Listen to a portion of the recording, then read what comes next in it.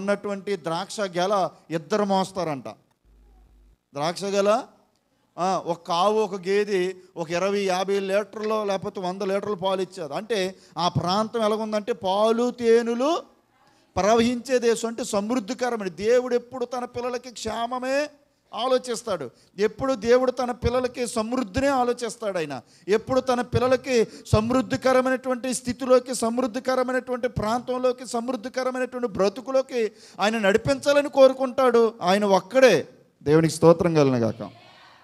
నేను నా కొమ్మరి ప్రాంతంలో 2వ రోజు ఉపవాస కూడుకులో కృపాసాజం గారి చర్చిలో ప్రభు మనతో మాట్లాడారు. దేవుడు అంజూరపు చెట్టును చూసినప్పుడు ఆకలిగొని అంజూరపు చెట్టుని ప్రభు చూడగా ఆకలిగొని చెట్టును చూశాడు. దగ్గరికి వెళ్ళి చూడగా ఒక్క ఫలము కూడా, ఆకులు తప్ప మరేమీ. అంటే ఇప్పుడు దేవుని ఆకలి తీర్చలేని చెట్టుగా నువ్వు ఉంటే దాన్ని నరికివేస్తాడు.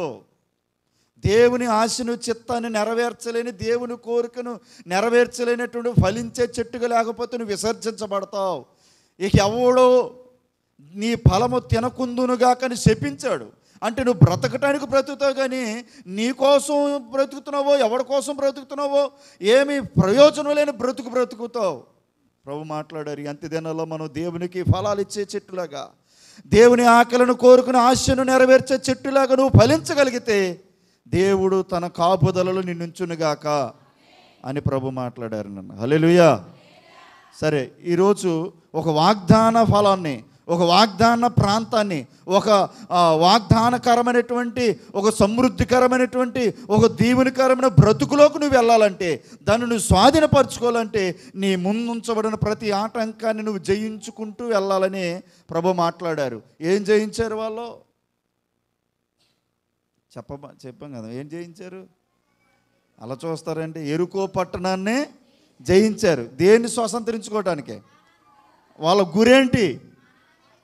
అవునా? మన పరమకాణానికి వెళ్ళటానికి, ఆ పరమకాణాన్ని స్వతంత్రించుకోవాలంటే, ఆ పరమకాణాన్ని మనం స్వాధీనపరచుకోవాలంటే ఈ ఆత్మీయ యాత్రలో ఎన్నో వ్యతిరేకతలు, ఎరుకోలు, హాయి పట్టణాలు అనేకమని మనకు ఎదురవుతుంటాయి. వాటన్నిటిని జయించగలిగితే ఇదిగో సంపూర్ణులుగా దేవుని రాకడలు ఎత్తబడి ఎదుర్కోగలగలి ఆయన రాజ్యంలో ఆ పరమకాణాన్ని మనం స్వతంత్రించుకోగలుగుతాం. ఇప్పుడు ఎరుకోని జయించారు. రెండోది హాయిని. హాయి ముందు మొదటేమో ఓడిపోయారు అనుకోండి, ఎరుకోని జయించారు. వాటన్నిటిని జయించడానికి ఏం చేశారు వాళ్ళు? కొన్ని విషయాలు నేను చెప్పా. వాళ్ళు ఆ పట్టణాలు జయించడానికి, ఆ పట్టణాలని త్రొక్కి ఆ కానాను దేశాన్ని స్వతంత్రించుకోవటానికి, వాళ్ళ ముందు ఉంచబడిన ప్రతి ఆటంకాన్ని జయించడానికి వాళ్ళు ఏం చేశారు తెలుసా? యెహోషువ లేవక మునిపే యాజకులు ఉదయమున లేచి మందసం మోయటం యెహోషువ చూశాడంటండి. యెహోషువ లేచి చూచేటప్పటికి యాజకులు మందసంతో కనబడ్డారంట. అంటే యెహోషువని నేను దేవుడిగా చూపిస్తున్నాను. దేవుడు ఉదయకాలమే నిన్ను దీవించడానికి తన వేవేల దూతలతో పాటు ఉదయకాలం వేకుజామునే నా పిల్లలను నేను దీవించాలని వేకుజామునే వేవేల దూతలతో నా ప్రభుని గుమ్మములోకి రాకమనిపే నువ్వు మోకాళ్ళని మందసంతో నా ప్రభు కనబడదువుగాక. అలా మందసంతో కనబడగలిగితే నువ్వు ఎరుకోలంటే ప్రతి ఆటంకాన్ని, ప్రతి శత్రువును నువ్వు జయించగలుగుతావు. హల్లెలూయా. మొదటి మాట వివరించాను కాబట్టి గుర్తు చేసి ముందుకు వెళ్ళిపోతున్నాను. హల్లెలూయా. రెండోది వాళ్ళు ఏం చేశారు వాటిని జయించడానికి? రెండో మాట చెప్పాను కదా, వారు నిలబడలేదు. ఆ పట్టణం చుట్టూ తిరిగారు. 6 రోజులు 6 సార్లు తిరిగారు. 7వ రోజు 7 సార్లు తిరిగారు. 13 సార్లు తిరిగిన. 6 రోజులు 6 సార్లు తిరిగినా, 7వ రోజు 7 సార్లు తిరిగినా ఒక్క క్షణము కూడా కూర్చుండటం కానీ, అలసట తీర్చుకోవటం కానీ, సొమ్మసిల్లిపోవటం కానీ, లేకపోతే బలహీన పడిపోవటం కానీ, వాళ్ళ నిరుత్సాహం కానీ, వాళ్ళ కృంగుదల కానీ, వారిలో అసహ్యం కానీ, వాళ్ళ చిరాకు కానీ ఏమీ కనబడలే. ఎందుకని? ఏం పొందుకోవటానికి? ఏమన్నా నీ ఒక జయాన్ని నువ్వు పొందుకోవాలి, ఒక మేలు నువ్వు పొందుకోవాలన్నప్పుడు దాని కొరకు ఎంత కష్టమైన నేను చెప్తున్నాను కదా. గర్భిణీ స్త్రీ నెలలు నిండిన తర్వాత ఇంకా కొంచెం ఓర్చుకో, ఇంకొక రోజు ఓర్చుకో, 1 గంట ఓర్చుకుంటేనే నువ్వు ఆ ఫలం అనేది నువ్వు బహుమానం చూడగలుగుతావు. నేను ఓర్చుకోలేని ఎవడమవుతాడు ఇన్ని నెలలో? ఈ బరువు ఎవడమవుతాడో? నాకు చిరాకు ఉంది. నేను ఏంటి తెలుసా, నేను మంచి అమ్మాయిని, నేను అందగత్తిని, నేను మొయ్యలేను, బయటికి వెళ్ళలేను, అవమానం నాకు. నేను మంచి జాలిగా తిరగాలనుకుంటే బహుమానం నువ్వు పొందుకోలేవు. నీ మీద నువ్వు సిరాక పడితే నేను మొయ్యలేనని గర్భపని. 9 నెలలు ఖచ్చితంగా దేవుడు టైం ఇచ్చే వరకు, మనుషులు కాదు, ఆయన నిర్ణయించి తన చిత్తం జరిగే వరకు ఖచ్చితంగా మోయక తప్పదు. ఎందుకు తెలుసా? అలాగ ఓర్పు సహనంతో నువ్వు మోస్తేనే రేపు గొప్ప బహుమానాన్ని కళ్ళ ఎదుట నువ్వు చూడగలుగుతావు. హల్లెలూయా. ఇప్పుడు నిలబడలేదంటండి. 6 రోజులు తిరిగాం కదా, 6 సార్లు తిరిగాం కదా చొక్కమ్మ గారు, ఎందుకే నువ్వు బలహీన వెళ్ళి కూర్చో, నేను చెప్తానులే పాస్టర్ గారికి, కూర్చో. అలా జీవన సంతి వెళ్ళి కుర్చీ తీసుకురా మామ. ఇక తిరగటం ఆవిడ మానేస్తుంది, ఈవిడ మానేస్తుంది, మళ్ళీ నలుగురు చూస్తారు. దేవుడు పరమ ఆశీర్వాదాన్ని, పరమ కానాన్ని అనేటువంటి దీవెను, వాగ్దాన్ని నీ ముందుంచాడు. ఈ భౌతికమైన దీవెనైనా, ఆత్మ సంబంధమైన దీవెనైనా, రేపు ఎత్తబడే గుంపులో పరమ కానానైనా సరే దేవునికి స్తోత్రం కలుగును గాక.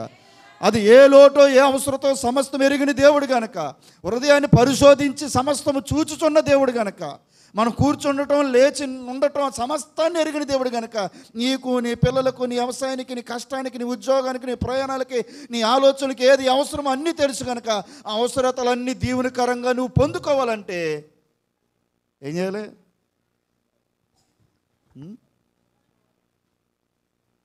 మొదటగా మందసంతో ఉదయమే లేచే అనుభవం కావాలి, కనబడాలి. రెండోదిగా ఆత్మ సంబంధంగా నిలబడాలి దేవునిలో. శరీరం బలహీనమండి పాస్టర్ గారు, రకరకాల బలహీనతలు వచ్చినాయి, మోకాళ్ళు పట్టుదలేసినాయి, షుగర్లు వచ్చేసినాయి, బలహీనమే. అయినప్పటికీ కూడా నీ శరీరము, పౌలు గారు అంటారు కదా, శరీరము కృషించిన నా ఆత్మ ఎప్పుడూ సిద్ధమే.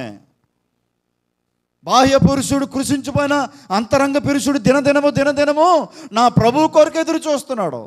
అంటే నువ్వు ఆత్మలో ఎప్పుడు మెలకువగలిగి ఉండాలి, ఆత్మలో ఎప్పుడు నువ్వు పరిగెట్టే స్థితిలో ఉండాలి, ఆత్మలో ఎప్పుడు నిలబడే స్థితిలో ఉండాలి, ఆత్మలో ఎప్పుడు కూడా ప్రభుతో మాట్లాడే విధంగా, ప్రభును చూచే విధంగా, ప్రభు రాజ్యాన్ని చూచే విధంగా. నీ ఆత్మకు అలసట ఉండకూడదు, నీ ఆత్మీయ జీవితానికి నిరుత్సాహం ఉండకూడదు, నీ ఆత్మీయ జీవితానికి కూర్చుండటం లేకపోతే సతికిలు పడటం ఉండకూడదు. వారు నిలబడక ఒక్క క్షణం కూడా నిలబడలేదు. ఎందుకో తెలుసా? ఆ పట్టణాన్ని జయించాలి.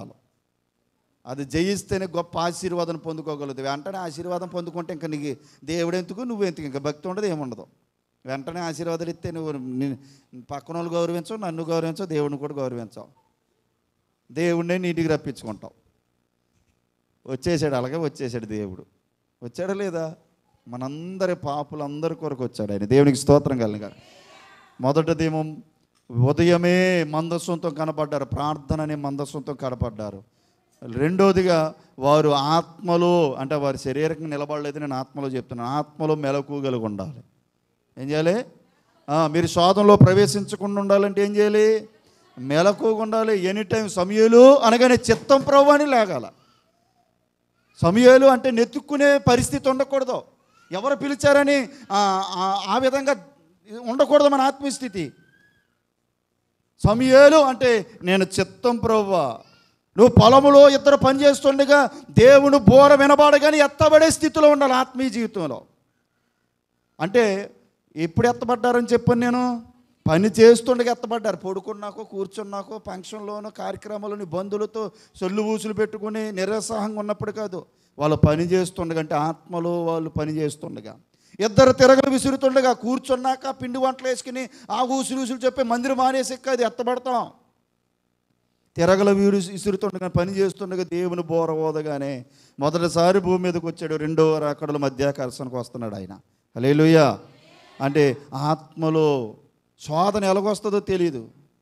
ఆ శోధనలో ప్రవేశించకుండా నువ్వు ఆత్మలో ఎప్పుడు మెలకువగలిగి ఆత్మలో పరిగెత్తే విధంగా ఉండాలి. హల్లెలూయా. మూడో మాట చెప్పాలి. మందసాన్ని వెంబడించారంట. ఆ దండు అంటే ఏంటి? జనాలు. ఆ జన సమూహము మందసాన్ని వెంబడించెను. మందసం అంటే వాక్యము, ప్రార్థన, మన్నాహారము, అహరోను చిగురించు కర్ర, పదాజ్ఞల పలకలు. అంటే దేవుని వాక్యాన్ని, దేవుని సన్నిధిని, ఆత్మీయ తల్లిని, తండ్రిని, దేవుని వెంబడించే స్థితిలో ఉండాలి. ఆయనకంటే ముందు వెళ్ళిపోతానంటే అలాగే చేస్తున్నాం మనం. అన్నీ ప్రభువుని వెనకాల పెడుతున్నాం, పాస్టర్ గారిని పెడుతున్నాం. ముందు అన్నీ చేశాక పాస్టర్ గారు వచ్చి ప్రార్థన చేయండి, రోల్కి పాస్టర్ గారు వచ్చి ప్రార్థన చేయండి, మామిడి ఆకులకి ప్రార్థనకు పాస్టర్ గారు వచ్చి చేయండి గుమ్మానకే. అప్పుడు మన ఆయనకు అందుకనే 91 కీర్తన 90 కీర్తన ఉంది, మహోన్నతుని చాటున నివసించేవాడే. అది గుర్తుపెట్టుకోండి. దేవునికి మహిమ కలుగును గాక. మందసాన్ని వెంబడించారు. మందసం కంటే ముందు వెళ్ళిపోదాం, నేను ముందు ఉంటాను, అందరికీ ముందు ఉండాలని ఆశ ఉంటుంది. మందసాన్ని వెంబడించారు. మేకల వాళ్ళే ఏది కనబడుతుంది, ఏ మాట వినబడుతుంది ఆ మాటను వెంబడించలేదు వాళ్ళు.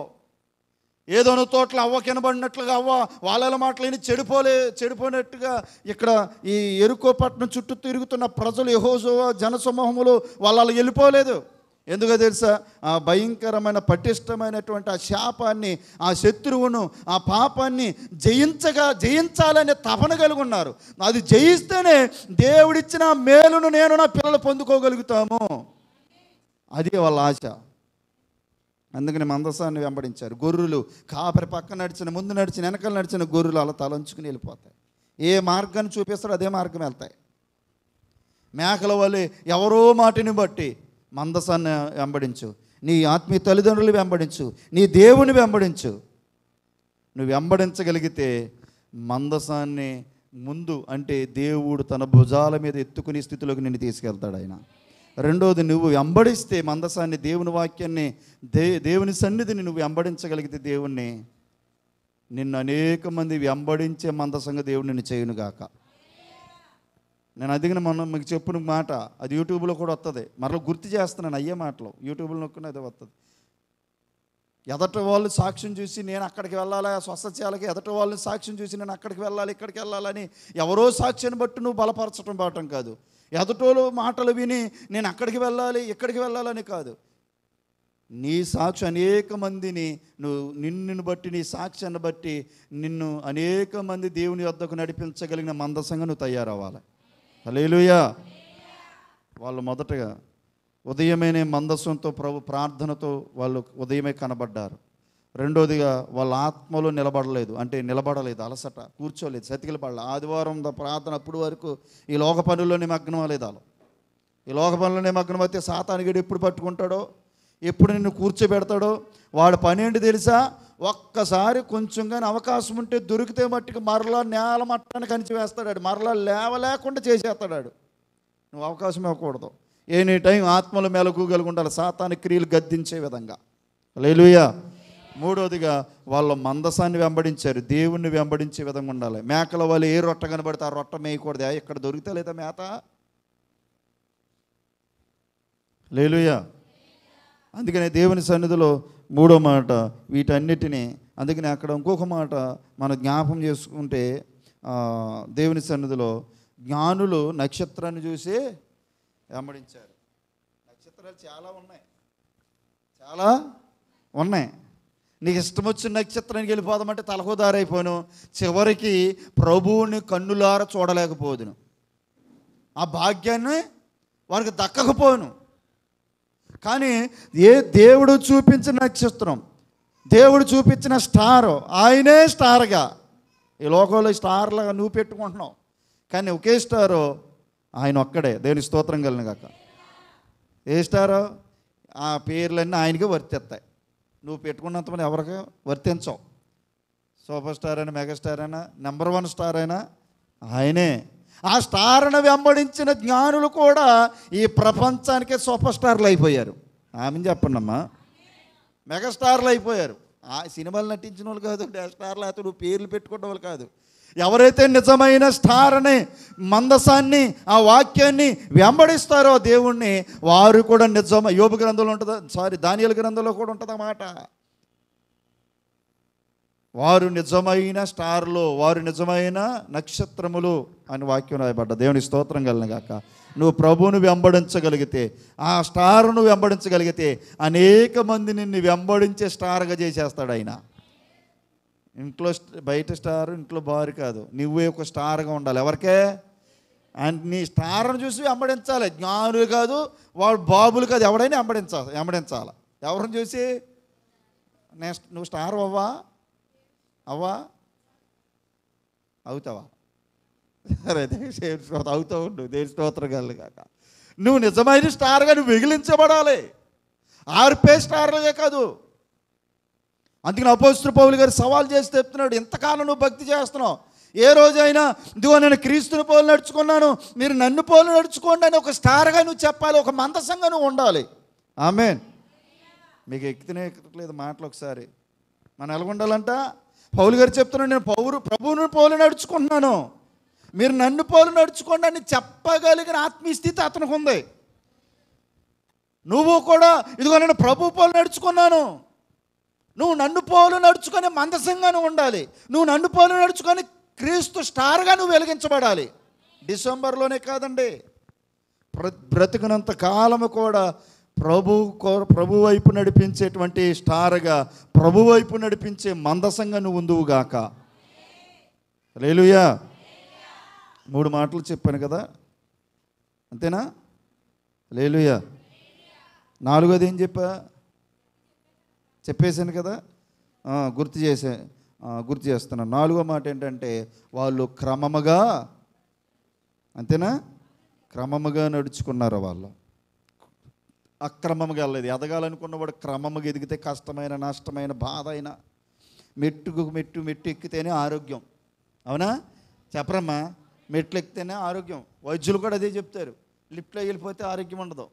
కానీ సులువుగా వెళ్ళాలనుకుంటాడు ఎవడైనా, సులువుగా ఎదగాలనుకుంటాడు ఎవడైనా. సులువుగా ఎదిగిన వాడు ఎన్నో రోజులు ఉండడో, ఏదో ఒక రోజు అమాంతంగా పడిపోతాడు. కానీ ఎంత కష్టమైన, నష్టమైన ఓర్పు సహనంతో క్రమము వెంబడి క్రమము. ఇస్సాకు విత్తనం వేయగా ఆయన క్రమముగా ఆశీర్వదించబడ్డాడు, క్రమముగా అభివృద్ధి పొందాడు అంటండి. హల్లెలూయా. ఏ పనిలోనైనా దేవుని కృపను బట్టి క్రమముగా ఎదగాలని కోరుకోవాలి. క్రమముగా ఎదగకుండా చేసిన ప్రతి ఎదుగుదల అక్రమముతో సమానం. షార్ట్ కట్లు ఉన్న ఎన్నో దూరంలో, కానీ డైరెక్ట్ రూట్ వేరు, షార్ట్ కట్లు వేరు. డైరెక్ట్ రూట్ వెళ్ళినంత నెమ్మది షార్ట్ కట్లు ఉండవు. హైవే ఎత్తే నెమ్మదిగా వెళ్తుంది ప్రయాణం. షార్ట్ కట్లు వాళ్ళకి వెళ్తాయా? గోతులు, తొప్పలు, రాళ్ళు, మధ్యలో సిమెంట్ రోడ్లు వేస్తారు, కారు ఇవి అని ఉంటాయి. కానీ వెళ్ళిపోవాలనుకుంటాం, ఎంత నలిగిపోతాం. కానీ క్రమముగా ఎదగాలని కోరుకోండి, ఎందుకంటే వాళ్ళు క్రమముగా తిరిగారంటండి. పట్టణం చుట్టూ, ఎరుకో పట్టణం చుట్టూ క్రమముగా తిరిగారంట. క్రమముగా పట్టణం ఎక్కారని ఉంటుంది, మీరు చదవండి తర్వాత. హల్లెలూయా. అక్రమం చేయువారులారా మీరు నా యొద్ద నుండి తొలగిపోండి. దేవుని సందులో క్రమము, ఇవన్నీ చెప్పాను. చివరిగా 5వ మాట ఏం చెప్పాను మీకు? 5 ఏంటి చెప్పా? మొదటి మాట ఏంటి చెప్పండి ఒకసారి. అసలు అంశంలోకి వెళ్ళనివ్వట్లేదు మీరు. మొదటి మాట మందస్సుతో కనబడాలి. ఎవరికే? దేని కొరకు? నువ్వు దేనికి వస్తావు మందిరానికి? వారం ఒక డ్రెస్ చూపించడానిక? దేవుని గొప్ప మేలును పొందుకోవటానికి, ఆగిపోయిన దీవెన ఆశీర్వాదాన్ని పిల్లలు స్వాధీనపరుచుకోవాలి. అది ఏదైనా దాని కొరకు. అది పొందుకోవటానికి ముందుగా ఈ ఎరుకోలంటి ప్రతి నీ మేలుకి ఏదైతే ఆటంకం ఉందో, నీ దీవునికి, నీ పిల్లల దీవునికి, నీ అభివృద్ధికి ఏదైతే అడ్డుబండగా ఉందో వాటిని జయించటానికి ఇది చెయ్యాలి. రెండోదిగా చెప్పాలి త్వరగా ఆత్మీయతలో నిలకడగా ఉన్నారు. మూడోది వెందసాన్ని వెంబడించారు. నాలుగోది క్రమముగా వారి భక్తి జీవితం క్రమంగా ఉంది. వెంటనే 7 వారాలు వెళ్ళిపోతున్నా, గర్భఫలం వచ్చాను, 7 వారాలు వెళ్ళు అబ్బా, వెంటనే జరిగిపోలే. నేను 7 వారాలు అలా ఆలయం మందులు అన్నారు, అక్కడికి వెళ్ళాలి, ఇక్కడికి వెళ్ళాలి. 7 వారాలు వెళ్తే వచ్చేద్దంటే ఇంకెందుకు? దేవుడు ఎందుకు? భక్తి ఎందుకు? ఈ ప్రార్థన ఎందుకు? ఈ మోకాళ్ళు ఎందుకు? ఈ ఉపవాస ప్రార్థన ఎందుకు? ఈ కన్నీరు ఎందుకు? ఈ యాచనలు ఎందుకు? ఈ విజ్ఞాపనలు ఎందుకు? ఈ రాత్రులు లేగటం ఎందుకు? ఈ మొదటి జాములు లేచి అంగలార్చడం ఎందుకు? క్రమముగా దేవుని ఆశీర్వాదం కోరుకున్నవాడు ఖచ్చితంగా ఈ రోజు కాకపోయినా రేపు కాకపోయినా ఇంకొక రోజైనా ఆ ఖచ్చితంగా సమాధానకరమైన దీవెనను చూస్తాం. హల్లెలూయా. 5వ మాట చెప్తున్నాను, జాగ్రత్తగానండి. అక్కడ ఒక మాట గుర్తుకోండి. 7వ రోజు ఎన్నిసార్లు తిరిగాడు? 7వ రోజు. ఏ రోజు? 7వ రోజు ఏడ్చారా? 7 మార్లు అంటే 7 సార్లు, సార్లు కాదు, సార్లు తిరిగారు. 7 అనే సంఖ్య బైబిల్ గ్రంథానికి ఎలా సూచిస్తుందంటే మీకు గుర్తు చేశాను కానీ ముందుకెళ్ళా. సంపూర్ణంగా 7 అనే సంఖ్య పరిపూర్ణం లేక సంపూర్ణం. ఆమేన్. ఇప్పుడు సంపూర్ణానికి గుర్తు, పరిపూర్ణతకు గుర్తు 7 అనే సంఖ్య. అందుకనే చాలా పర్యాయాలు బైబిల్ గ్రంథంలో 7 అనే సంఖ్య కనబడుతుంది కొన్ని సందర్భాల్లో. అది దేని గుర్తు అంటే సంపూర్ణతకు లేక పరిపూర్ణతకు. హల్లెలూయా. ఇప్పుడు మనం వీటన్నిటిని దాటుకుంటూ వచ్చి క్రమాలన్నీ వచ్చిన తర్వాత చివరి మెట్టు ఏంటో తెలుసా? నువ్వు సంపూర్ణంగా నువ్వు చేయబడితేనే, నీ భక్తి సంపూర్ణమవుతేనే, నీ భక్తి ఆత్మీయ జీవితం పరిపూర్ణత చెందితేనే అప్పుడే నువ్వు వాగ్దాన దేశాన్ని స్వాధీనపరచుకోగలుగుతావు. ఆ మేలును, ఆ ఆశీర్వాదాన్ని నీ ముందు ఉంచబడిన దాన్ని నువ్వు పొందుకోగలుగుతావు. ఆమేన్. లేక నీ ముందున్న ప్రతి ఆటంకాన్ని నువ్వు దాన్ని జయించగలుగుతావు. ఎప్పుడు తెలుసా? నువ్వు సంపూర్ణంగా తయారవ్వాలి. మనల్ని సంపూర్ణంగా చేయటానికే ప్రభు వచ్చాడంట. క్రిస్మస్ అంటే ఏంటి? ప్రభు ఎందుకు వచ్చాడు చెప్పండమ్మా? మనల్ని సంపూర్ణతలుగా, పరిపూర్ణతలో నుండి అతి పరిపూర్ణతలోకి సంపూర్ణులుగా చేస్తేనే మనం ఎత్తబడతాం. నువ్వు సంపూర్ణం కాక మునుపు నువ్వు చచ్చిపోకూడదు. నన్ను ఎప్పుడు తీసుకుంటావు ప్రభువా? నా ప్రాణాన్ని తీసేసుకొని నేను ఇసుకలు, నేను ఈ బాధ పడలేను, ఈ అప్పులు పడలేను, ఈ వ్యాధులు పడలేను, ఇంట్లో ఈ గోల పడలేను, ఈ అప్పులు కట్టలేను అని నువ్వు చచ్చిపోతే నరకానికి పోతావు. కానీ దేవుడిచ్చే మరణం ఏంటి తెలుసా? నీ భక్తి, నీ విశ్వాసం, నీ ప్రార్థనా జీవితం, దేవుడి పట్ల నువ్వు చేసిన ప్రతి పరిచర్య కార్యాలు అన్నీ సంపూర్ణంగా కనబడితేనే నువ్వు దేవుని రాజ్యానికి వెళ్తావు. ఆమేన్. ఆ కానాను వెళ్ళాలంటే, పరమ కానాన, నువ్వు ముందుగానే భూమి మీద ఉండగానే నీ ఆత్మీయ జీవితం, దేవుని పరిచర్య, పనులు, ఆ ప్రార్థన, భక్తి సంపూర్ణం అవ్వాలి. పౌలు గారు అంటారు కదా, ఇదిగో నేను విశ్వాసాన్ని కాపాడుకున్నాను, నా పరుగు తుదముట్టించాను.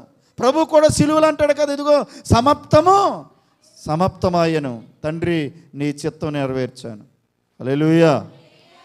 మధ్యలో నువ్వు చనిపోవటానికి, మధ్యలో నువ్వు వెళ్ళిపోతానికి కుదరదు. పరలోకం వెళ్ళాలి, అది నువ్వు స్వాధీనపరచుకోవాలంటే, ఈ భూమి మీద ఉండగానే దేవుని ఆశీర్వాదాలు అంటే ముందుగా నువ్వు సంపూర్ణంగా తయారవ్వాలి. అప్పుడే మేలు, అప్పుడే దీవెన. సంపూర్ణంగా రాకుండా ఎవడు నీకు సంపూర్ణ జీతం ఇవ్వడం. సంపూర్ణమైనటువంటి కార్యక్రమాలు, ఉదాహరణ పెళ్ళి పీటల మీదకి ఎక్కేటప్పుడు కూడా అంతా రెడీ అవ్వకి వెళ్తారా?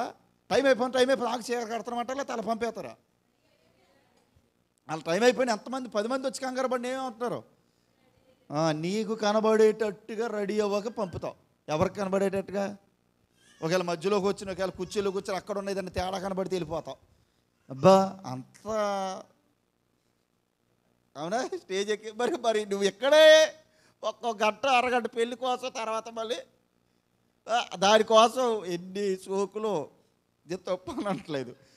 కానీ మరి పరమకానాన బహుమానాన్ని పొందుకోవటానికి, దేవుని భూమి మీద పొందుకోవటానికి మరి ఎంత సంపూర్ణత కనబడాలి మనం.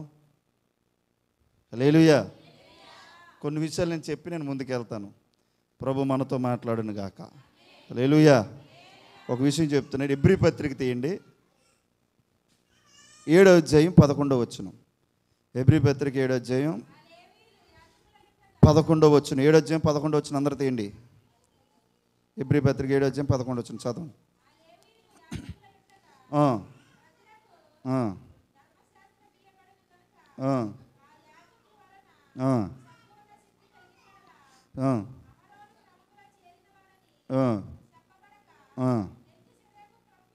మెల్కీసెదెకు క్రమము చొప్పున ఏరొక యాజకుడు కావలసిన అవసరమేమి?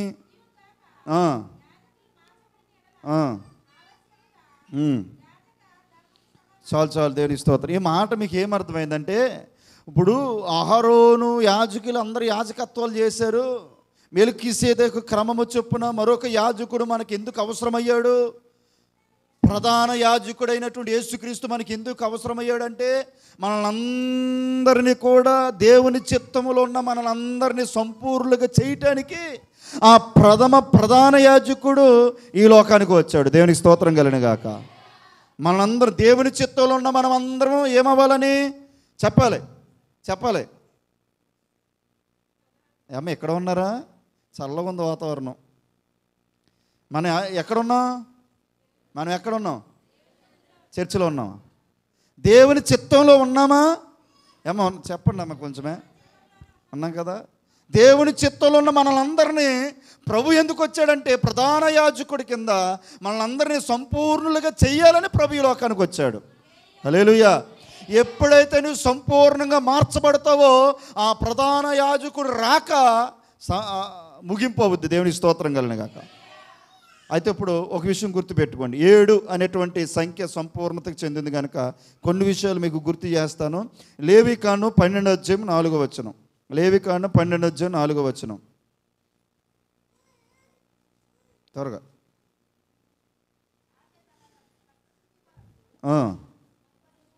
జాగ్రత్తగా చదవండి. ఆమె తన రక్త శుద్ధి కొరకు 33 దినములు సంపూర్ణ మగు వరకు.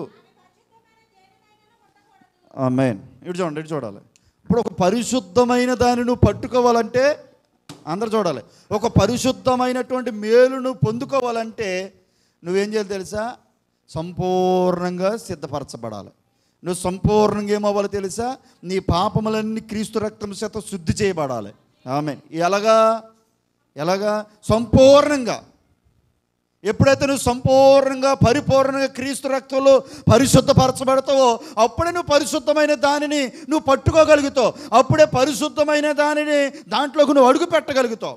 కొబ్బరికాయ కొడుతున్నారు చాలామంది. వాళ్ళు గుడి మెట్ల దాకా వెళ్తారు కానీ గర్భగుడిలోకి వెళ్ళరు. ఇక శాంచలేదు వాళ్ళకి. కొబ్బరికాయ కొడతారు, అదే బలి అనుకుంటారు. కొబ్బరికాయ కొట్టగానే నీళ్లు తాగరు. ఆ నీళ్ళు ఇలా వేయగానే ఆ నీళ్ళు అలా ఒలకాలి. ఎందుకంటే అది రక్తం ఒలికినట్లుగా వాళ్ళ ఆచారం అది. అప్పుడు ఎడ్ల యొక్క మేకలు బలి ఇచ్చి రక్తం చిందించారు. ఇప్పుడు జంతు బలి నిషేధించారు కనుక ఇప్పుడు కొబ్బరికాయ బలి. కొంతమంది కొట్టు వాళ్ళు కూడా దాని అర్థం తెలియదు. నేను చెప్తున్నానండి, కొబ్బరికాయ కొట్టి ఆ నీళ్ళు ఎందుకు అలా పారబోతారంటే అక్కడ దాని మీద అది రక్తం చిందించినట్లుగా పాపాలు పరిహరించబడినట్లుగా ఆ దేవుడు క్షమించాడని వాళ్ళు ఊహించుకుంటారు. పైగా వాళ్ళ గర్భగుడిలో అడుగెట్టడానికి కూడా ఛాన్స్ లేదు. మరి ఇంటికాడ కొబ్బరికాయలు ఎక్కడ కొట్టినా తాగేస్తారు నీళ్ళు. సనాతన ధర్మంలో ఏముంది? బాల్య వివాహాలు ఉన్నాయి, అంతేనా? బాల్య వివాహాలు ఉన్నాయి. వాడు ముసలోడికి చేస్తాం, వాడు చచ్చిపోతే ఈమెను కూడా అలా వదిలేస్తాం, లేకపోతే చంపేస్తాం, లేకపోతే క్యాస్ట్ ఫీలింగ్ ఉంది. రెండోది ఏంటి? అంటరాని తనం ఉంది. హిందూ అనే పదం వాడబడలేక, హిందూ అనే పదం అంటే వేరే దుర్మార్గుడో ఏదో ఉంటుంది దాని అర్థం. అది అనలేక ఇప్పుడు అందరూ సనాతన ధర్మం. ఏంటి సనాతన ధర్మంలో ఉంది? ఏంటి చెప్పండి? అంటరాని తనం ఉంది దాంట్లో. నువ్వు గర్భగుడిలో అడుగెట్టడానికి కూడా వీలు లేదు. బాల్య వివాహాలు ఉన్నాయి. ఇవన్నీ కూడా మొన్న రేవంత్ రెడ్డి బహిరంగ సభలో ఇచ్చిన మాట ఏంటి తెలుసా? క్రిస్టియన్ మిషనరీల వల్ల ఈరోజు వైద్య విద్యం కూడా ప్రపంచానికి దేశానికి అందింది అన్నాడు ఆయన. వాళ్ళు రాకపోతే, క్రిస్టియన్ మిషనరీలు రాకపోతే మనము మూతుకు మొంత ఇది అంటారు కదా, అదే పరిస్థితి. మళ్ళీ ఇంకా అంటారని తనలోకి వెళ్ళిపోదు. దాంట్లో ఏముందో సనాతన ధర్మంలో అంటే నువ్వు మంచిగా డ్రెస్ చేసుకుంటూ వాళ్ళ పైకి కిందకు చూస్తారు. వాళ్ళ ముందు మంచిగా డ్రెస్ చేయడానికి వీల్లేదు, నువ్వు మంచిగా రెడీ అవడానికి వెళ్ళలేదు. అదే ఆ ధర్మం చెప్పేది. కానీ రాజ్యాంగ ప్రకారంగా ఇవన్నీ కూడా అంబేద్కర్ వీళ్ళందరూ కొంతమంది బైబుల్ పండితులు, బైబుల్ ఇటువంటి విలియం కేరీ, ఇటువంటి సర్దార్ కాటను, థోమ ఇటువంటి భక్తులు వచ్చి క్రిస్టియన్ మిషనరీలు అనేక మంది వాళ్ళు హతసాక్షులుగా మారి ఈరోజు దేవుని సన్నిధిలో నీవు ప్రభు మీద ఆనుకొని స్వచ్ఛందంగా ప్రభు తండ్రి అని పిలవగలిగిన స్థితిలోకి దేవుడు తీసుకొచ్చాడు. హల్లెలూయా. ఇప్పుడు దేవుడు ఈ లోకానికి ఎందుకు వచ్చాడంటే అందరూ అంతటా దేవుని చిత్తంలో ఉన్న వాళ్ళందరూ సంపూర్ణులుగా మార్చబడాలి. ఇప్పుడు ఒక పరిశుద్ధమైన దాన్ని నువ్వు పట్టుకోవాలంటే, ఎరుకోవాలంటే, హాయిలంటే ఈ అపవిత్రతను నువ్వేం చేయాలి? క్రీస్తు రక్తం చేత శుద్ధీకరించబడితేనే ఒక పరిశుద్ధమైన దాన్ని నువ్వు పట్టుకోగలుగుతావు. ఒక పరిశుద్ధమైనటువంటి ఆ దీవుని పొందుకోగలుగుతావు. చూడండి, యాకోబు ఒక మేలును పొందుకోవటానికి ఏం చేశాడో ఆదికాండం 29:27 వచ్చిన చూడండి. ఆదికాండం 29:27 వచ్చిన.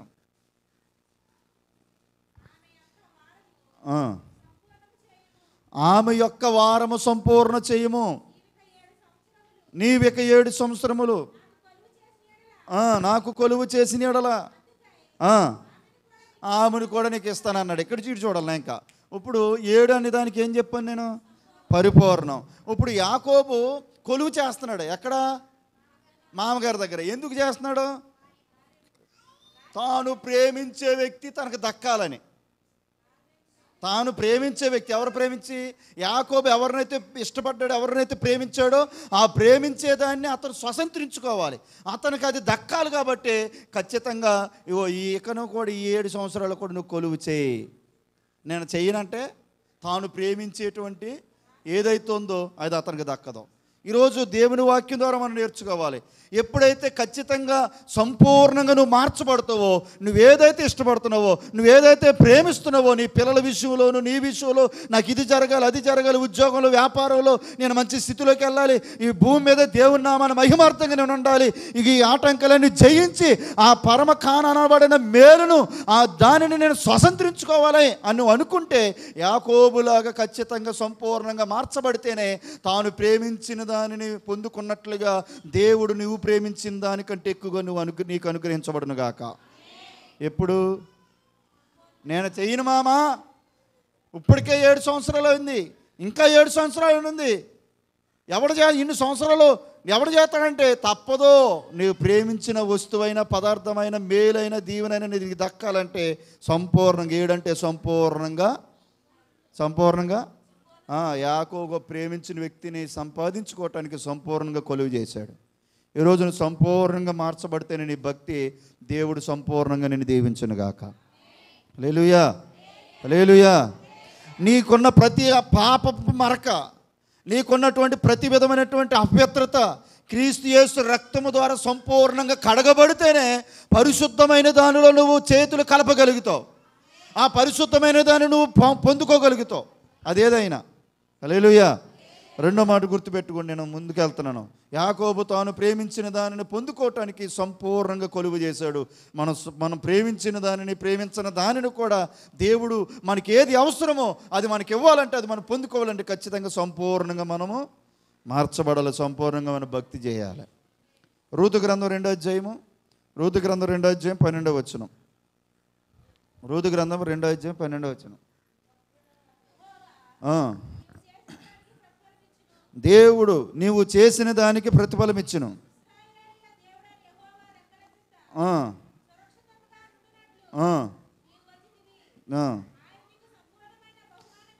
ఆయన నీకు సంపూర్ణమైన బహుమానం ఇచ్చునని దేవునికి స్తోత్రం. ఇటు చూడండి, ఋతు గ్రంథంలో రూతు విషయంలో దేవుడు ఒక గొప్ప మాట పలుకుతున్నాడు.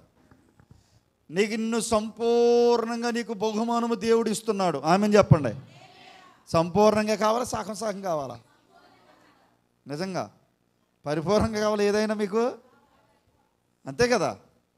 మరి పరిపూర్ణంగా దేవుని దీవెన ఆశీర్వాదం నువ్వు పరిపూర్ణంగా పొందుకోవాలంటే రూతు వలె సంపూర్ణంగా తన ప్రాంతాన్ని, తన దేవునికి ఇష్టం లేనటువంటి వాటన్నిటినీ విడిచిపెట్టి సంపూర్ణంగా దేవునిలోకి విడిచి వచ్చింది. దేవునికి స్తోత్రం కలుగును గాక.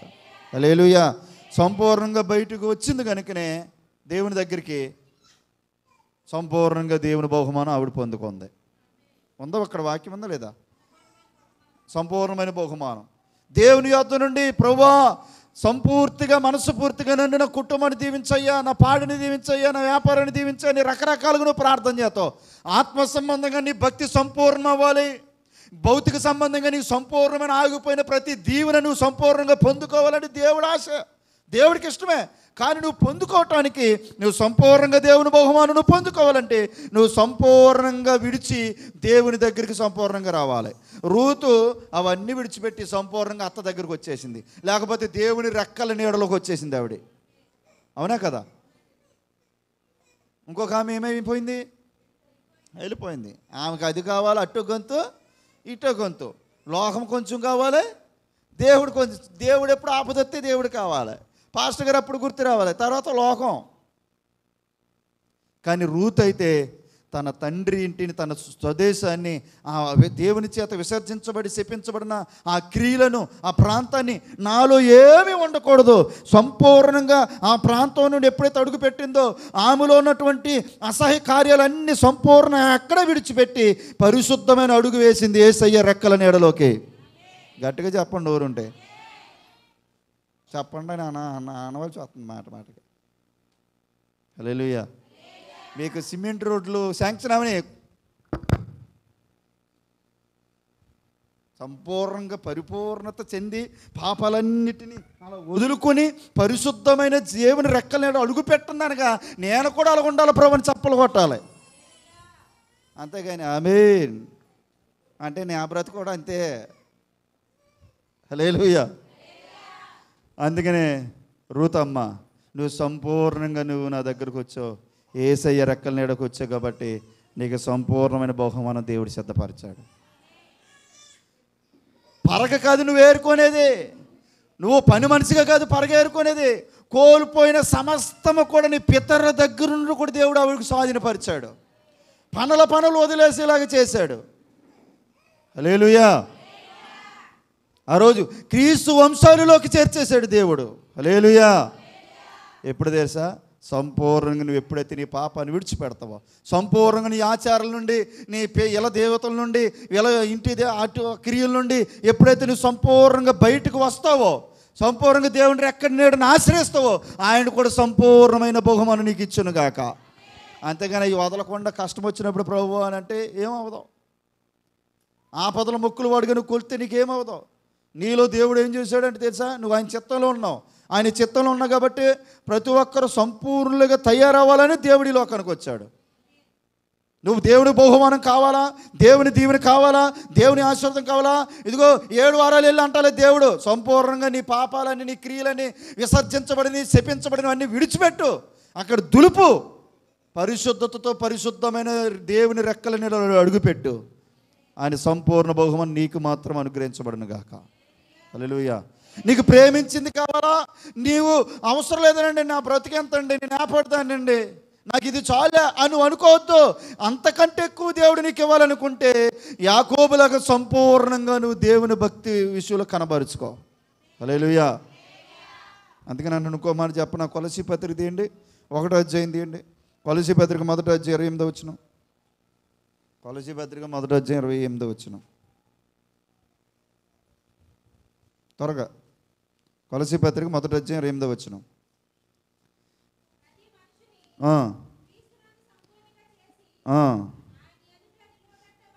ఆమేన్.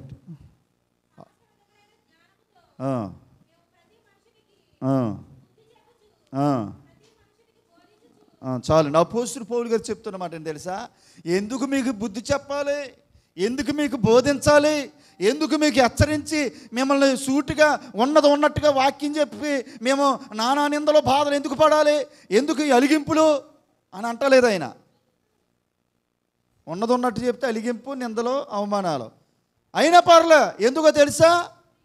క్రీస్తు ఎదుట మిమ్మల్ని సంపూర్ణులుగా నిలబెట్టాలనే మా ఆశ, అదే దేవుని చిత్తం. అందుకే మీకు బుద్ధి చెప్పుతున్నాం, హెచ్చరిస్తున్నాం, దేవుని వాక్యాన్ని బోధిస్తున్నాం. అంటే ఎందుకో తెలుసా? అందరం అంతటా సంపూర్ణులుగా దేవుని ఎదుట మనం ఆయన దగ్గర నిలబడే లోపల సంపూర్ణంగా నిలబడాలి, పరిపూర్ణంగా కనబడాలి దేవునికి. పరిపూర్ణత చెందకుండా, సంపూర్ణ చెందకుండా, ప్రభు నేను పాస్టర్ గారి చర్చిలోకి వచ్చానయ్యా, ఇన్ని వారాలు వచ్చానయ్యా, నేను వచ్చేసానయ్యా, నన్ను తీసుకోండి ప్రభు అంటే మీరెవరో నాకు తెలియదు అని ఉమ్ము వేస్తాడు దేవుడు. ప్లీజ్ ప్లీజ్ ప్లీజ్ ప్లీజ్ ప్రభు నీ కాళ్ళు పెట్టుకుంటానయ్యా, ఈ నరక నేను కాళ్ళేనయ్యా, ఈ అగ్ని ఆరిది పురుగు చావదయ్యా, అయ్యో ఈ బాధ నేను పడలేనయ్యా, అయ్యో మీకు దండమయ్యా. నువ్వు ఎంత బతులన్న అవకాశం లేదు అక్కడ. వాళ్ళు ప్లీజ్ అంటలేదు, అవకాశాలు లేవు. అన్ని అవకాశాలు ఎక్కడ ఇచ్చాడు? ఇచ్చిన అవకాశాలన్నీ బుద్ధి జ్ఞానం లేకుండా మనం దుర్వినియోగం చేసుకుంటున్నాం. తెలీదా? భయం లేదా? భక్తి లేదా? సత్యమేదో అసత్యమేదో ఇంకా తెలియట్లేదా? ఇంకా మూర్ఖుల్లాగా, అజ్ఞానులాగా ఎంతకాలం నువ్వు ప్రవర్తిస్తావు? ఇంకెంతకాలం నువ్వు సంపూర్ణత చెందుతావు? పరిపూర్ణతలోకి నువ్వు వస్తేనే భూ సంబంధమైన ఆశీర్వాదాలు ఇవ్వగలుగుతాడు, ఆత్మ సంబంధమైన ఆశీర్వాదాలు పొందుకోగలుగుతావు, పరమ కాణానికి నువ్వు ముందు వరుసలో ఉంటావు. హల్లెలూయా. అందుకనే ప్రతి మనిషి కూడా ఆని ఎదుటి నిలబెట్టాలని మేము ఈ ప్రయాసపడుతున్నాం అన్నాడు పౌలు గారు. రూతు సంపూర్ణంగా విడిచి వచ్చింది కనుకనే ఆమె దేవుని ఆశీర్వాదాన్ని, బహుమానాన్ని సంపూర్ణంగా పొందుకుంది. ఆ లేవీ కాండలో సంపూర్ణంగా తన పాపములన్నీ విడిచిపెట్టింది కనుకనే పరిశుద్ధమైన దానిని పట్టుకునే భాగ్యాన్ని దేవుడిచ్చాడు. హల్లెలూయా. యాకోబు తాను ప్రేమించిన దానిని పొందుకోవటానికి ఆయన సంపూర్ణంగా కొలువు చేశాడు.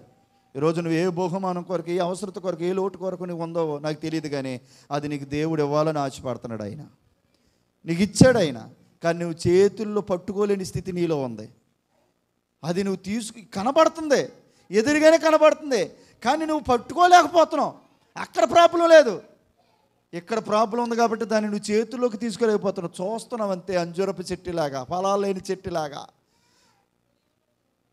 చూడటానికి తప్ప, ఆకర్షించడానికి తప్ప, అనేక మంది ప్రజల చూపంతా అలా పడటానికి తప్ప దగ్గరికి వచ్చిన వాడు ఎవడు ఆకలి తీర్చలేకపోయావు, దగ్గరికి వచ్చిన వాడు ఎవడు కోరిక తీర్చలేకపోయావు. సాక్షాత్తు యేసయ్య ఆశని నెరవేర్చలేనటువంటి పచ్చదనం ఎందుకు నీకు? నీ పళ్ళు ఎవరికి తినరంటే చూడటానికి తప్ప నువ్వు ఎవరికి ఉపయోగం ఉండవు అన్నాడు. ఈరోజు నీ జీవితం, నీ భక్తి సంపూర్ణం అవుతేనే అప్పుడే తీసుకో ప్రభు అని చెప్పండి. నా భక్తి సంపూర్ణం అవుతేనే అప్పుడే తీసుకో, అప్పుడు దాకా నాకు టైం ఇయ్యి ప్రభు, ఇంకా నాకు కొద్దిగా అవకాశం ఇచ్చాడు దేవుడు.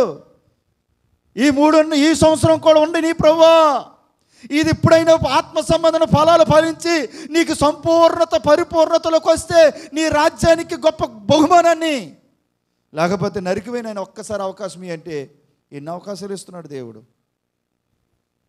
నీ ఇష్టం జరుగుతుంది కాబట్టి అనుకుంటున్నావు, జాగ్రత్త. నువ్వు సంపూర్ణతో రాకుండా నువ్వు చచ్చిపోకూడదు, మరణించకూడదు. ఏ వ్యక్తి తన దుర్మార్గత, తన దుష్టతను వదలకుండా నశించిపోకూడదు. అందరూ అంతటా మారు మనసు పొంది దేవుని వైపు తిరిగితేనే దేవుడు రాకడ ఆయన వస్తుంది. హల్లెలూయా. సంపూర్ణం చెందాలి. 3 విషయాలు చెప్పాను కదా. ఇంకొక విషయం చూడండి, ఎస్తేరు గ్రంథం కూడా తీయండి, 2వ అధ్యాయం 12వ వచనం. ఎస్తేరు గ్రంథము 2వ అధ్యాయం 12వ వచనం.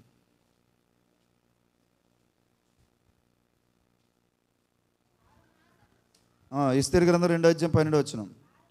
6 మాసములు గోపరస తైలముతోను, 6 మాసములు సుగంధ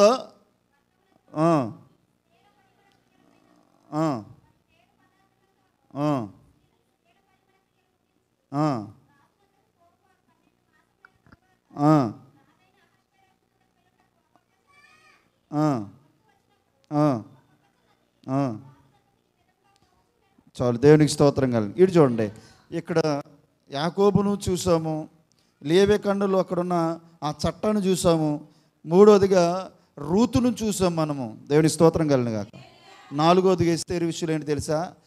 ఒక రాజు పక్కన కూర్చోగలిగిన ఆ యోగ్యత కలగాలంటే, ఒక రాజు దయ పొందుకోవాలంటే, ఆ రాజు కృప ఆమె మీద పడాలంటే, ఆయన దయ ఆమె మీద పడాలంటే, దేవునికి స్తోత్రం కలను గాక. హల్లెలూయా. ఆమె సంపూర్ణంగా సిద్ధపరచబడాలి. సుగంధ ద్రవ్యములతోను, గోపరస తైలముతోను సంపూర్ణంగా సిద్ధపరచబడితేనే రాజు అనే దేవుని దయను పొందుకోగలుగుతావు. రాజు అనే దేవుని పక్కన నువ్వు సింహాసనం పక్కన కూర్చోగలుగుతావు. రాజు అనే ఆ దేవుని కృపను నువ్వు పొందుకోగలుగుతావు. హల్లెలూయా. ఆ రాజైన దేవుని దయను పొందుకోవాలంటే, ఆ రాజైన దేవుని పక్కన నువ్వు కూర్చోవాలంటే, ఆ రాజైన దేవుని ఆ కృపను నువ్వు పొందుకోవాలంటే, నువ్వు గోపరస తైలముతో లేకపోతే సుగంధ ద్రవ్యం అనే వాక్యముతో, ప్రార్థనతో, విశ్వాసంతో, ఉపవాసంతో నీ ఆత్మీయ జీవితంలో నువ్వు సంపూర్ణంగా సిద్ధపరచబడితేనే నా రాజైన దేవుని ఎదుట నువ్వు నిలబడగలుగుతావు. గట్టిగా హల్లెలూయా.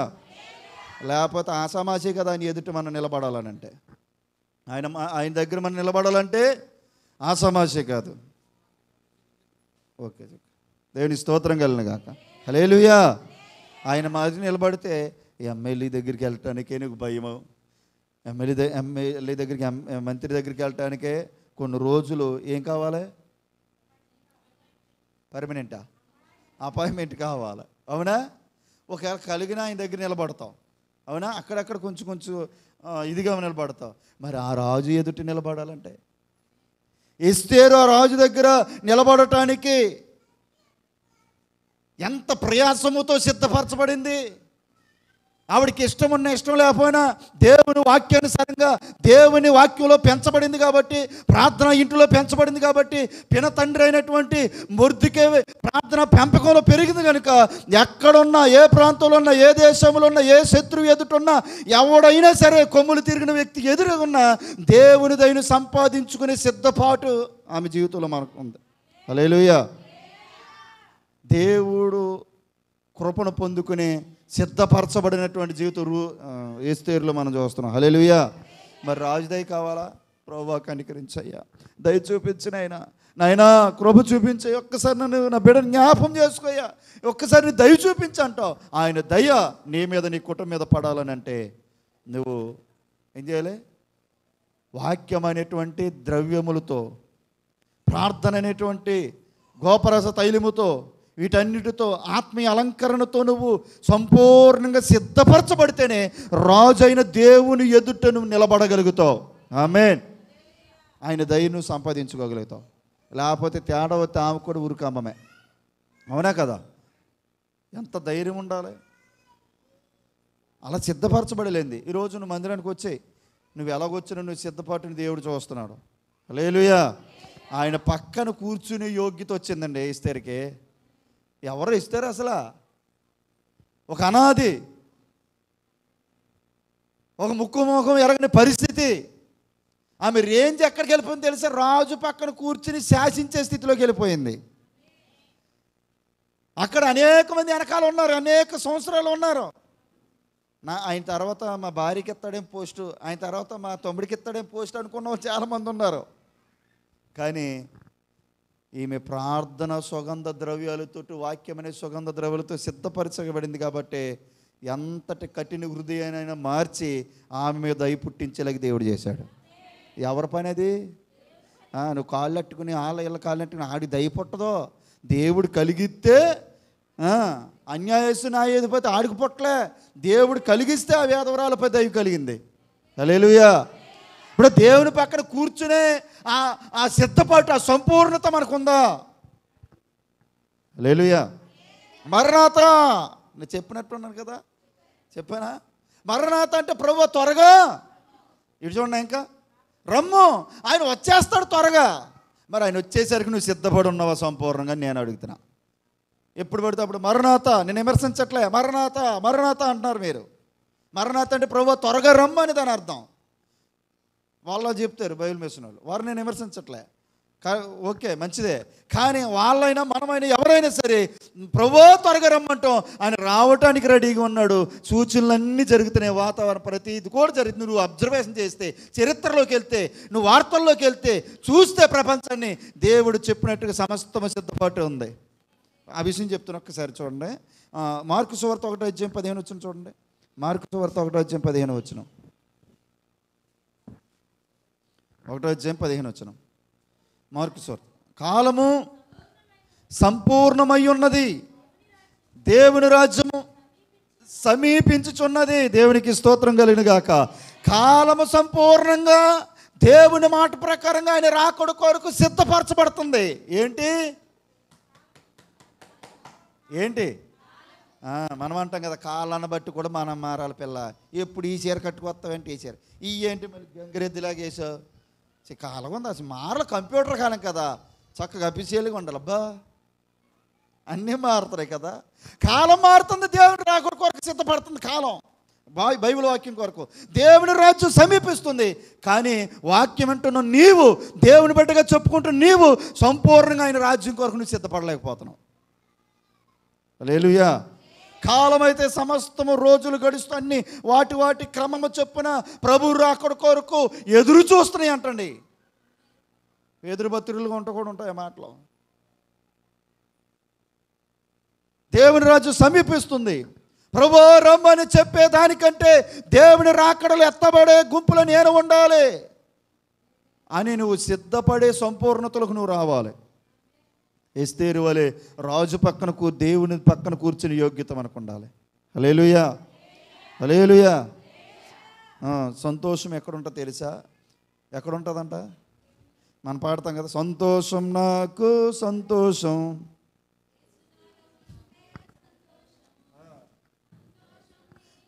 సంతోషం ఏసి నీలో నిజంగా ఉందా?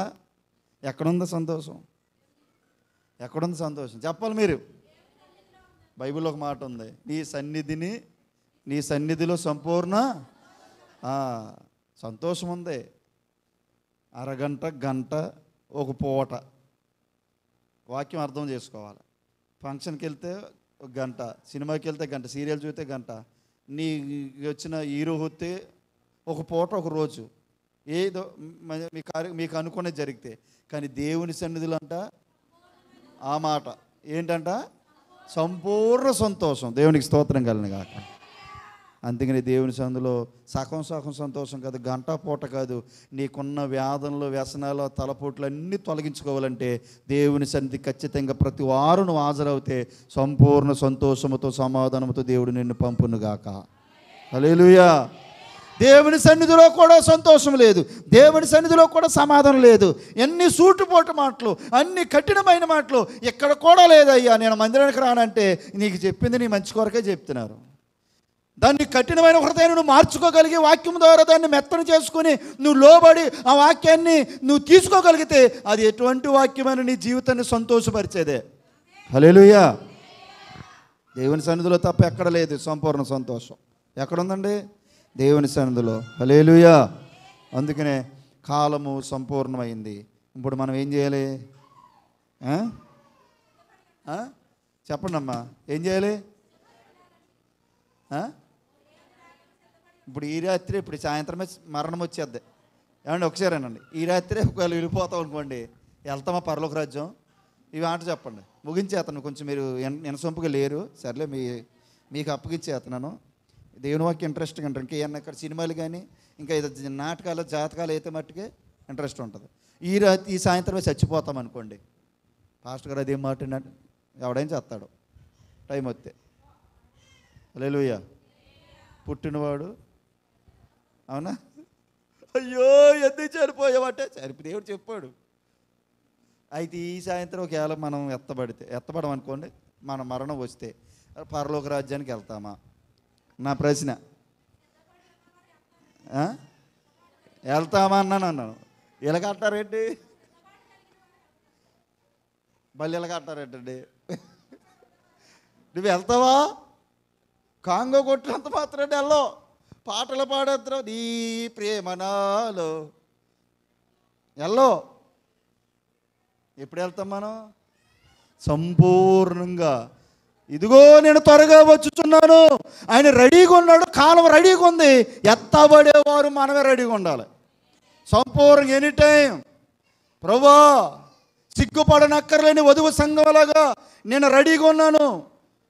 10 మందిగా కాకుండా 5 మంది కన్యకల వలె నువ్వు ఎప్పుడు తలుపు తెరిచినా నేను ఇదిగో ఆత్మ సంబంధంగా మెలుకుతూ, ఆత్మ సంబంధమైన దివిటి వెలుగుతూ నేను నీ రాజ్యంలో అడుగు పెట్టే స్థితి నాకు ఉందనైనా. నువ్వు ఎప్పుడు వచ్చినా నేను సిద్ధపాటు కలిగి ఉన్నానటువంటి సిద్ధపాటు కలిగిన సంపూర్ణత్వంలోకి నువ్వు వస్తేనే నువ్వు ఎత్తబడతావు, కానాను వెళ్తావు, దేవుని కార్యాలు నువ్వు పొందుకుంటావు. హల్లెలూయా. ఎవరో వచ్చిన ఏదో వచ్చిన వాళ్ళు వచ్చినంటే మనం సిద్ధపరచం కదా. వెంటనే వచ్చి చేసి అన్నారు కదా వాళ్ళు. ఇదిగో నేను సాయంత్రం వస్తున్నాను అనగానే, అమ్మ పెళ్లి చూపులకు వస్తున్నారంటే నేను చేస్తారు? ఫోన్లు చేసేస్తాం. అక్కడ ఉన్న చేలు ఉన్నవాడు వచ్చేస్తాడు, ఊరిలో ఉన్నవాడు వచ్చేస్తాడు, బస్సులో ఉన్నవాడు దిగిపోతాడు, అరటికాయలు వచ్చేస్తాయి, స్వీట్ వచ్చేస్తాయి, అన్నీ వచ్చేది. అబ్బా అది ఇంకా రాలేదు అలా. ఒకవేళ వాయిదా అవుద్ది, రాకపోవచ్చు. కానీ నువ్వేం చేస్తావు? అబ్బా ఇవన్నీ మన జ్ఞానోదయానికే. ఈ లోకంలో అన్ని చేమలు చూసి నేర్చుకుంటారని ఎత్తుకన్నట్టు తెలిసి అన్నీ చూసి మనం సిద్ధపడాలని. ఆవిడ పాట పాడింది కదా, వస్తానన్నా రాక. ఆయన మానే దేవుడు కాదు, మనం మరి పోతామో రాజ్యంలోకి ఆగుతామో తెలియదు. అయితే ఇప్పుడు ఆయన వచ్చే లోపల నువ్వు సమస్తము వధువు సంఘంగా, పెండ్లి కుమారుడు వస్తున్నాడు వధువు సంఘంగా, పెండ్లి కుమార్తెగా నువ్వు సిద్ధపడే స్థితిలో నువ్వు అన్నావు. సుగంధ ద్రవ్యములతో, వాక్యములతో, ప్రార్థనలతో నా పెండ్లి కుమారుడు వస్తున్నాడు. కాబట్టి ఆయన వచ్చినప్పుడు నీలో ఏ మచ్చ, ముడతైనను, మచ్చైనను, మరి ఏదైనను, కలంకమైనను, మరి ఏదైనా ఆ పెండ్లి కుమారుడు కనబడితే నువ్వు విడవబడతావు.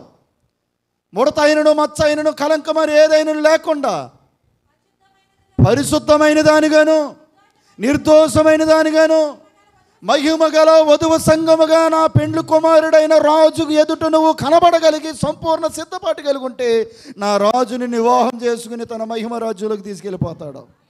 హల్లెలూయా.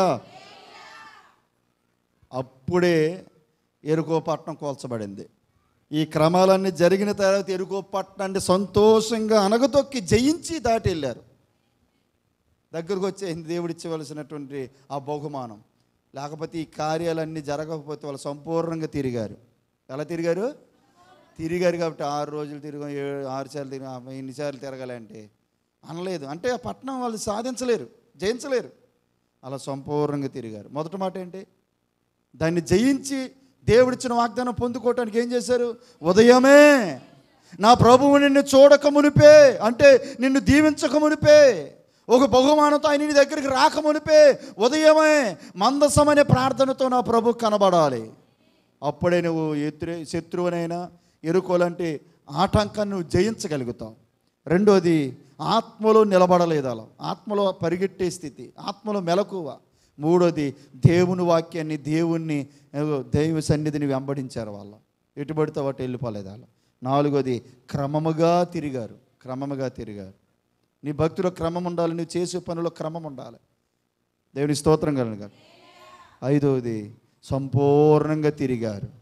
ఈ కార్యాలు జరిగిన తర్వాతే మహాపట్టణమని ఎరుకో ఓడింది. హల్లెలూయా. చిన్న పట్టణం హాయి విషయంలో ఓడిపోయారు. మరలా వాళ్ళు తప్పిదాలు కనబడ్డాయి. మరలా అన్నాడు, తప్పిదాలు తొలగించను, నేను మీతో ఉంటాను అన్నప్పుడు హాయి పట్టణాన్ని కూడా జయించారు. చివరికి కానాను వెళ్ళే లోపల ఎంతమంది తుట్రిల్లు పడిపోయారో. కానీ కొంతమంది యెహోషువతో కాలేబుతో బట్టి కొంతమంది ఆ కానాన్లో అడుగు పెట్టారు. దేవుని స్తోత్రం కలుగును. కొంతమంది అంటే వాక్యాలని తెలిసి మీరు ఏమనుకుంటున్నారు? ఇద్దరే వెళ్ళారా? వాళ్ళిద్దరేనే, ఇంకెవరు వెళ్ళారా? అదే తెలుసు. 12:30కి ఏ సీరియల్ వస్తుంది? రేపు చూసి చెప్తానంటారు. ఇద్దరే కాదు, ఇద్దరితో పాటు తెలుసా, ఎవరైతే అవిధేయులుగా నడిచారో ఈ ఆత్మీయయాత్రలో వాళ్ళందరూ ఆకులు రాలిపట్టి రాలిపోయారు. వాళ్ళ పిల్లలు ఉన్నారు చూడండి, యెహోషువ కాలేబును సేవకుని దేవుణ్ణి వెంబడించిన వాళ్ళ పిల్లలు ఉన్నారు చూడండి, ఆ పిల్లలు వాళ్ళతో పాటు అడుగుపెట్టారు. బైబిల్ మీకు చదివి రిఫరెన్స్ చూపిస్తాను. తర్వాత నేను ధ్యానం చేస్తుంటే వచ్చిన వాళ్ళు కనపడ్డా. దేవుని స్తోత్రం కలిగిన కాక. మరొకసారి, ఇవన్నీ ఎందుకు అయ్యండి? మన దేవుని బహుమానాన్ని పొందుకోవాలి, దేవుడు నీకు దాచబడిన మేలును పొందుకోవాలి, నీ అవసరత తీర్చబడాలి, నీ లోటు తీర్చబడాలి. ఇవన్నీ ఆ వాగ్దానాన్ని, ఆ కానాన్ని నువ్వు పొందుకోవాలంటే నువ్వేం చేయాలి తెలుసా? ఎరుకోలంటే వ్యతిరేకతలన్నీ జయించాలి. ఈ జయించాలంటే ఏంటి తెలుసా? యెహోషువ, ఆ జనులు, ఆ యాజకులు, ఆ పెద్దలు, ఆ ప్రజలు చేసిన 5 పనులు మనం చేయాలి. అలా చేస్తేనే ఎరుకోలంటే ప్రతి ఆటంకాన్ని అనగదొక్కి దేవుడు మనకిచ్చే బహుమానాన్ని స్వచ్ఛందంగా సంతోషంతో దాన్ని స్వతంత్రించుకుని మనం అనుభవించగలుగుతాం. నీ పిల్లలకి నీకు దక్కిద్ది. రేపు పరమకానని పెండ్లి కుమారుడు వస్తున్నాడు కనుక పెండ్లి కుమారుడు వచ్చే లోపల అన్నీ సిద్ధపడుతున్నాయి. నీదే ఇక లేటు. ఎవరిది లేటు? మేమంతా రెడీ అయిపోయామా, నీదే పెళ్లి కూతురమ్మ అంటారు. అవునా? అన్నీ అయిపోయినాయి, నీదే. పాస్టర్ గారు మీదే లేట్ అంటారు. అవునా? నేను అంటున్నాను, కాలం అంతా రెడీగా ఉంది బైబిల్ వాక్య ప్రకారంగా, రాజ్యం సమీపిస్తుంది. కానీ ఎవరిది? నీదే పెళ్లి కూతురు, మీరే. అసలు పెళ్ళి అది. ఆ పెళ్ళికి సిద్ధపడాలి. ఈ పెళ్ళికేంటి? ఆ పెళ్ళికి సిద్ధపడి వరుడు రాబోతున్నాడు. నాయనా, నీతో పాటు నేను ఉండాలి, యుగ సమాప్తి వరకు నీతో పాటు నేను ఉండాలనేటువంటి కోరికతో ప్రార్థన చేయి. ఈ కార్యాలతో, ఈ క్రమాలతో నువ్వు ముందుకెళ్ళు. నువ్వు ప్రతి సాతాన్ని, శత్రువును ఎదిరించగలుగుతావు, జయించగలుగుతావు. ఏ బహుమానం, ఏ దీవెనైతే నీ పిల్లలకి నీకు ఆటంకంగా ఆగిపోయిందో రాకుండా అవన్నీ నువ్వు పొందుకోగలుగుతావు. పరమకానాన్ని కూడా నువ్వు స్వాధీనపరచుకోగలుగుతావు. అటు కృప దేవుడు మనందరికీ అనుగ్రహించునుగాక. ప్రేమ కలిగిన తండ్రి, దయ కలిగిన దేవ, కృప కలిగిన మా యేసయ్య, వాగ్దాన దేశాన్ని పొందుకోవటానికి నువ్వు వరకు వాగ్దానం చేసావు. అది పొందుకోవటానికి మధ్యలో ఇరుకో కొన్ని పట్టణాలు, కొన్ని వ్యతిరేకతలు, కొన్ని ఆటంకాలు ఉన్నాయి. నీ పిల్లలు చాలా మేలులు పొందుకోవాలి, చాలా దీవులు పొందుకోవాలి, చాలా ఆశీర్వాదాలు పొందుకోవాలి. వాళ్ళ కుటుంబంలో ఎన్నో అవసరతలు ఉన్నాయి, ఎన్నో అక్కర్లు ఉన్నాయి, ఎన్నో లోటులు ఉన్నాయి. నీ సందులో కన్నీరు కారుస్తున్నారు, ప్రార్థన చేస్తున్నారు. అయ్యా, ప్రతి ఆటంకాన్ని, వ్యతిరేకతను వారు జయించాలి. ఆ కానాను అనబడినటువంటి సమృద్ధికరమైనటువంటి జీవితం వారు పొందుకోవాలి, సమృద్ధికరమైనటువంటి ఆశీర్వాదాన్ని వారు పొందుకోవాలి. వారు పొందుకోవాలంటే వీటిని జయించాలి. వీటిని జయించాలంటే వారు ఉదయమే మందసంతో కనబడాలి, ప్రార్థన మందసంతో.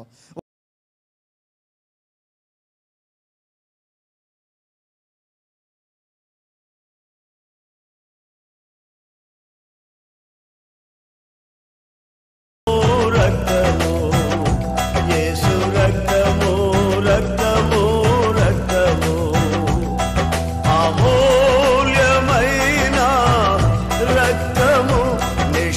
నిష్కళంకమైన రక్తము, యేసు రక్తము, రక్తము, రక్తము.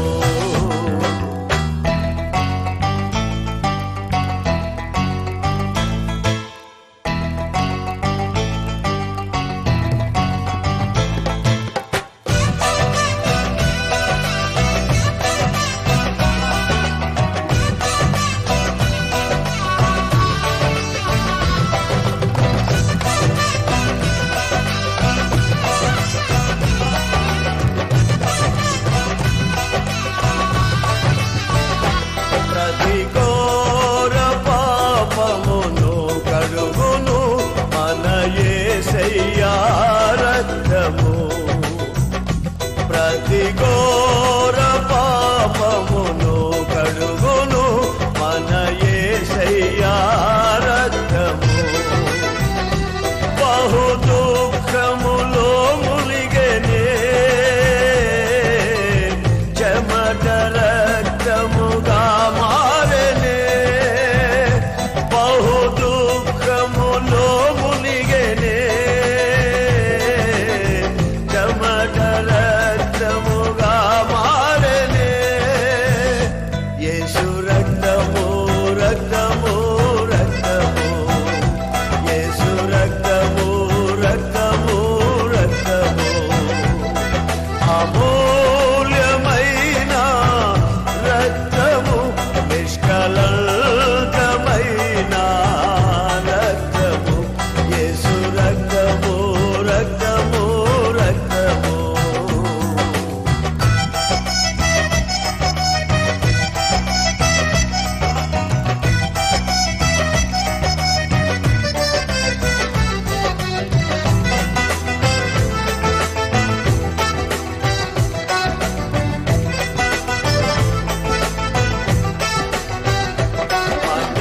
మనసాక్షిని శుద్ధి చేయును మన యేసయ్యా